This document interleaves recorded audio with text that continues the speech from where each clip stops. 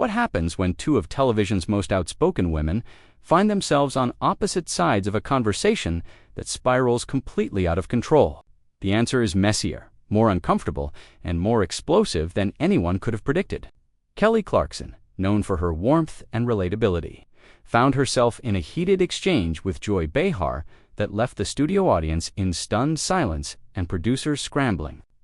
Before we get into exactly what was said and how this all unraveled, make sure you subscribe to this channel and drop a comment below telling us whose side you're on in this whole situation.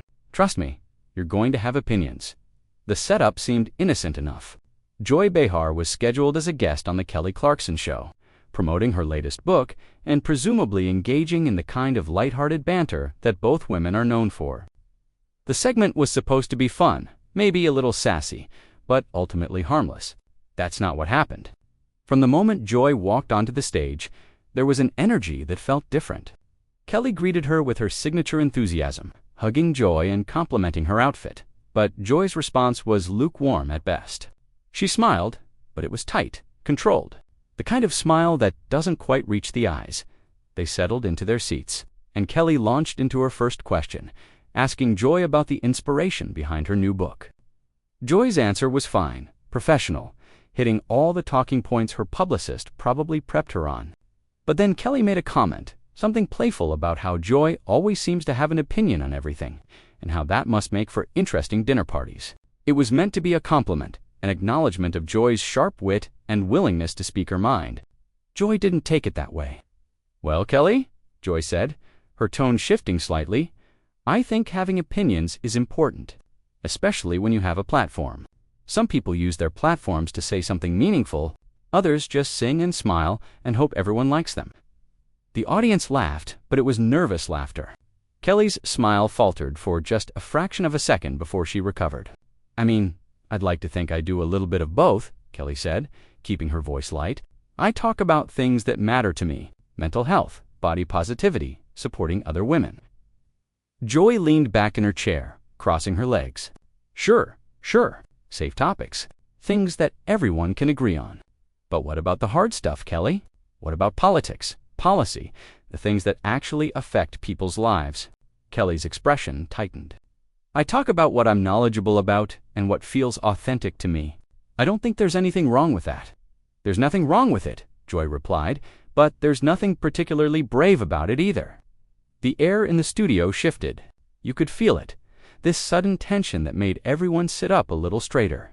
Kelly blinked, processing what had just been said. The band members exchanged glances. The audience was silent now, unsure if this was part of some bit they weren't in on.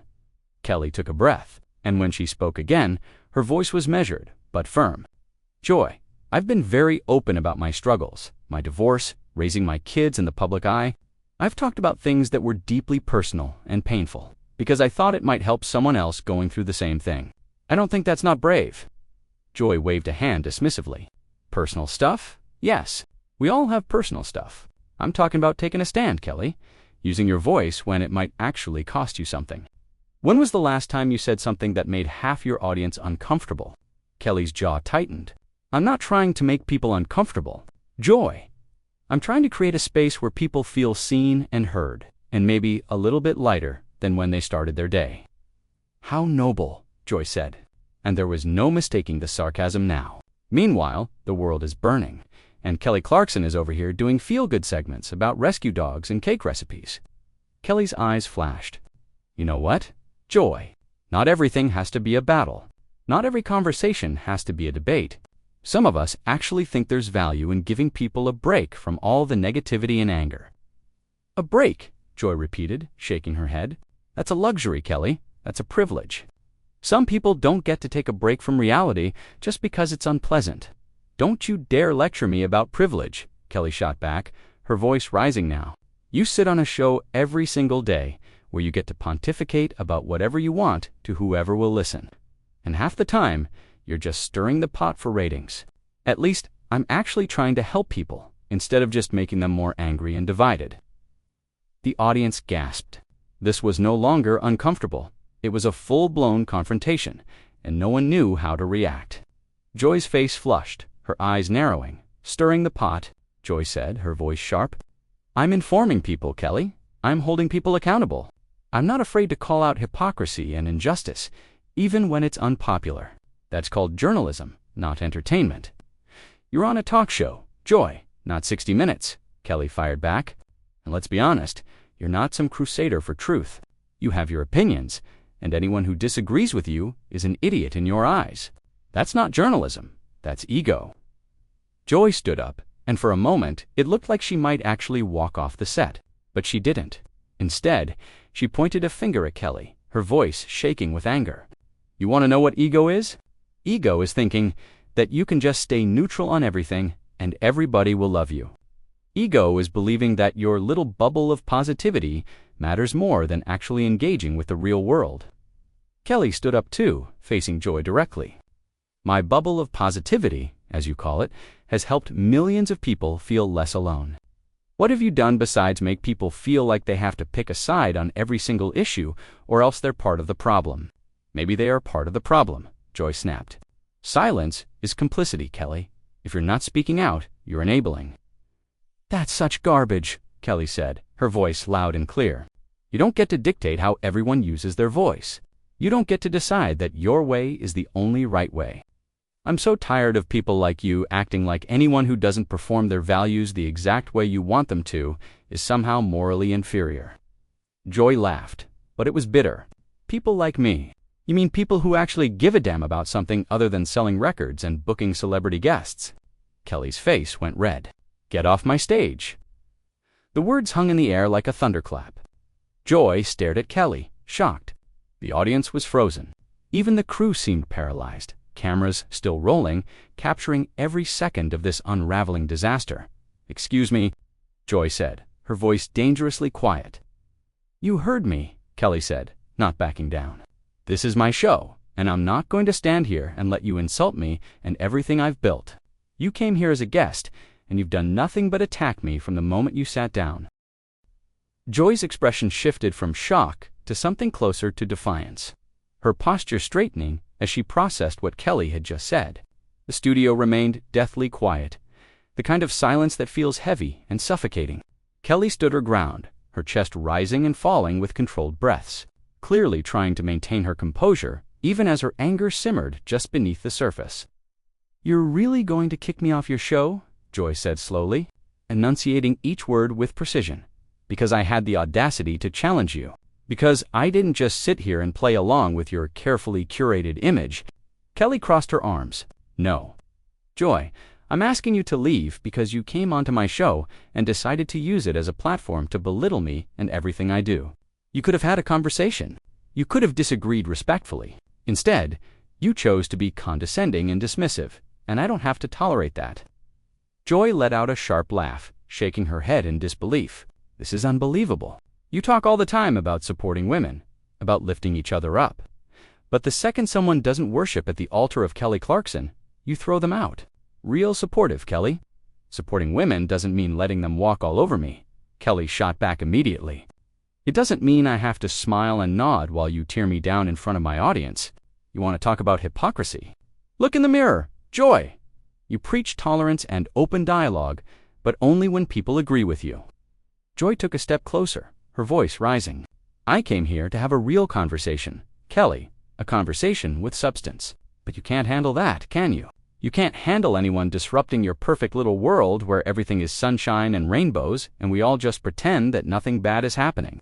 That is not what I do, Kelly said through gritted teeth. I acknowledge hard things. I talk about depression, anxiety, divorce, loss. I've cried on this stage more times than I can count. But I also believe there's power in hope, in finding joy even when things are difficult. If that makes me shallow in your eyes, then I guess we just fundamentally disagree about what matters. What matters, Joy said, her voice dripping with sarcasm, is being honest. What matters is not hiding behind vague platitudes about kindness and positivity. When there are real issues that need to be addressed, you have millions of people watching you every single day, Kelly, and you waste that opportunity on fluff. Kelly's eyes blazed. My show is not a waste. The people who watch, the people who write to me, who tell me that something I said helped them get through a hard day, they don't think it's a waste.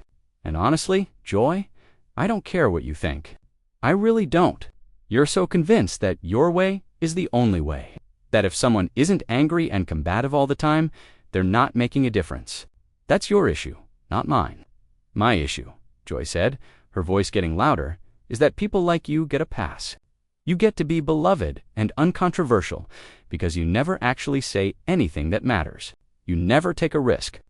And then you act like you're doing something noble by staying out of it. I take risks every single day, Kelly countered, her voice shaking now with emotion. I risk being vulnerable. I risk showing people the messy, imperfect parts of my life. I risk being judged for my choices, my parenting, my relationships. Just because I'm not on television screaming about politics doesn't mean I'm not taking risks, Joy scoffed. Vulnerability is a brand now, Kelly. Everyone's vulnerable. Everyone's authentic. It means nothing if you're not actually standing for something. I stand for plenty, Kelly said firmly. I stand for treating people with decency. I stand for not making assumptions about people based on one aspect of their life. I stand for the idea that we can disagree without being cruel. Apparently, those aren't values you share. Joy's face flushed deeper, her hands gesturing wildly now. Oh, please, spare me the sanctimonious speech. You're not some beacon of decency, Kelly. You're a brand. You're a product. Everything you do is calculated to make sure you don't lose a single viewer or a single dollar. That's not integrity. That's cowardice. The word hung in the air like a slap.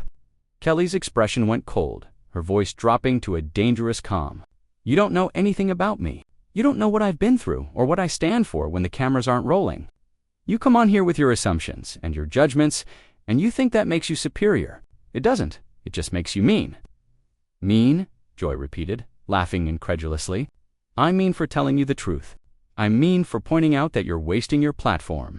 You're mean for thinking that your truth is the only truth, Kelly said, her voice steady but filled with intensity. You're mean for dismissing everything I do just because it doesn't fit your narrow definition of what's important. And you're mean for coming onto my show, into my space, and attacking me personally instead of just having a normal conversation. Joy threw her hands up. A normal conversation. You want a normal conversation? Fine, let's have one. Tell me, Kelly, what do you actually believe? What are you actually willing to fight for? Not some generic answer about kindness or whatever. Something real, something specific. Kelly stared at her for a long moment, her jaw working as she considered her response. When she spoke, her voice was controlled but fierce. I believe that people are doing the best they can with what they have. I believe that shaming people and making them feel small doesn't change their minds, it just makes them defensive. I believe that there's more than one way to make a difference in the world, and that not everyone has to do it your way. And I believe that you can be passionate about things without making everyone around you miserable. Those are my beliefs, Joy, and I'm not going to apologize for them. Joy shook her head slowly, a bitter smile on her face. That's exactly what I thought you'd say. A whole lot of nothing dressed up as wisdom. Kelly's patience finally snapped completely. You know what, Joy? I tried. I really tried to have a respectful conversation with you. I tried to explain my perspective, to engage with you like an adult. But you're not interested in that. You're interested in being right, in proving that you're smarter and more enlightened than everyone else. And I'm done with this conversation, and I'm done with you. Joy's eyes widened slightly, but she quickly composed herself. So that's it. You're really going to end this by proving my point, by shutting down anyone who challenges you. I'm ending this, Kelly said, her voice rising again. Because this stopped being a challenge about 5 minutes after you sat down. This became an attack, and I don't owe you a platform to attack me.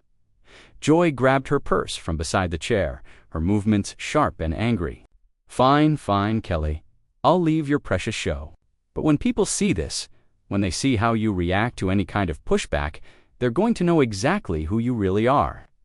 Good, Kelly said without hesitation. I hope they do. I hope they see that I'm someone who won't be bullied or belittled. I hope they see that I have boundaries, and I'm willing to enforce them. And I hope they see that you came here looking for a fight, and you got one. Joy turned to walk toward the exit, but then she stopped, turning back to face Kelly one more time. You're going to regret this. Kelly didn't flinch. The only thing I regret is inviting you here in the first place. The air between them crackled with tension. neither woman willing to break eye contact first. Joy stood there, her purse clutched in her hand, her expression a mixture of anger and something that might have been hurt, though she'd never admit it. Kelly remained rooted in place, her arms still crossed, her face flushed, but her posture resolute. The audience sat frozen, some with their hands covering their mouths, others leaning forward in their seats as if watching a car crash in slow motion. Joy finally spoke, her voice lower now, but no less cutting. "You know what's really sad about all of this, Kelly? You had a chance to actually engage in something meaningful today. We could have had a real discussion about the responsibility that comes with influence, about the choices we make as public figures. But instead, you made it personal. You made it about your ego." Kelly's laugh was sharp and humorless. "I made it personal. Joy, you've been attacking me personally since you walked out here. Every single thing you've said has been a criticism of who I am, how I run my show, what I choose to talk about. You didn't come here to have a discussion. You came here to lecture me. And when I didn't just sit here and take it, you act like I'm the problem. Because you are the problem," Joy insisted.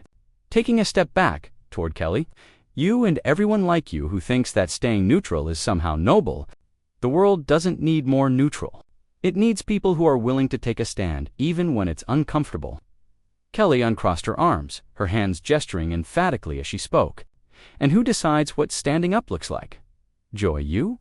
Do you get to be the arbiter of what's acceptable and what's not? Because from where I'm standing, you don't get to tell me or anyone else how to use their voice. You don't get to determine what's worthy of discussion and what's not." Joy's voice rose again, frustration bleeding through every word. "Someone has to, Kelly. Someone has to be willing to call out the performative nonsense that passes for activism these days. Someone has to be willing to say that thoughts and prayers and feel-good messages aren't enough. And someone has to be willing to meet people where they are." Kelly fired back immediately. "Someone has to be willing to acknowledge that not everyone is ready for your brand of confrontation. Not everyone learns or grows from being yelled at or shamed. Some people need compassion first. Some people need to feel safe before they can be challenged. But you don't care about that, do you? You just care about being right." Joy pointed at Kelly, her fingers shaking slightly. "I care about the truth, Kelly. I care about not letting people hide behind empty words while the world falls apart around us. And if that makes me unpopular, if that makes me the bad guy in your eyes, then so be it.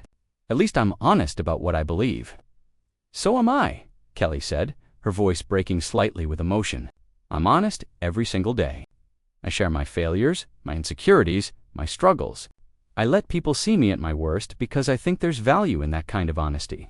But it's never enough for people like you, is it? Because it's not the right kind of honesty. It's not political enough. It's not controversial enough. It's just human, and apparently that's not good enough." Joy shook her head, her expression hardening. "Human is fine, Kelly. Human is great. But human doesn't absolve you of responsibility. You have a platform, whether you like it or not, and with that platform comes an obligation to do more than just make people feel good." "Says who?" Kelly demanded, her voice cracking with frustration. "Who made that rule? Who decided that having a television show means I have to align with your specific vision of what's important? I didn't sign up for that, Joy. I signed up to connect with people, to entertain them, to maybe inspire them if I'm lucky. That's what I do, and I'm proud of it." Joy's voice dripped with disdain. "Of course you're proud of it. It's easy. It's safe. You never have to worry about losing sponsors or getting hate mail because you never say anything that might offend anyone. Must be nice living in that bubble." Kelly's eyes filled with tears, but her voice remained strong. "You think I don't get hate mail? You think I don't get criticized constantly? I get it all the time. Joy. People tell me I'm too much, not enough, too emotional, not serious enough. I get death threats. I get horrible comments about my body, my parenting, my personal life. So don't stand there and act like I'm somehow protected from all of that because I choose to focus on the positive." Joy faltered slightly, but recovered quickly. "That's not the same thing, and you know it." "It's exactly the same thing," Kelly insisted, wiping at her eyes angrily. "It's all judgment. It's all people deciding that they know better than I do about how I should live my life and do my job. The only difference is that you think your judgment is righteous."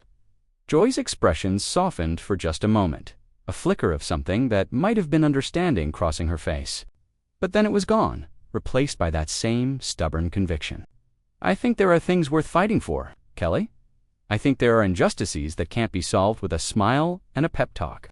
And I think that people with your kind of reach have a responsibility to acknowledge that. Kelly took a deep breath, composing herself. And I think that responsibility looks different for different people. You want to fight, you fight. That's your way. But my way is to create a space where people can breathe, where they can remember what's good in their lives, even when everything feels heavy. That matters too. Joy? It might not matter to you, but it matters to the people who need it. Joy studied Kelly for a long moment, her expression unreadable. When she spoke, her voice was quieter but still firm. I hope you're right, Kelly. I really do. I hope that what you're doing is enough. But I don't think it is. Kelly nodded slowly, her own voice soft now.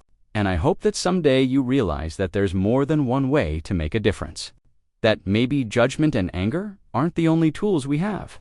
But I don't think you will. They stood there, two women who had somehow managed to expose every raw nerve between them in the span of a few minutes. The silence stretched out, uncomfortable and heavy, until Joy finally turned away. Goodbye. Kelly, she said without looking back. Goodbye, Joy, Kelly replied, watching as Joy walked toward the exit.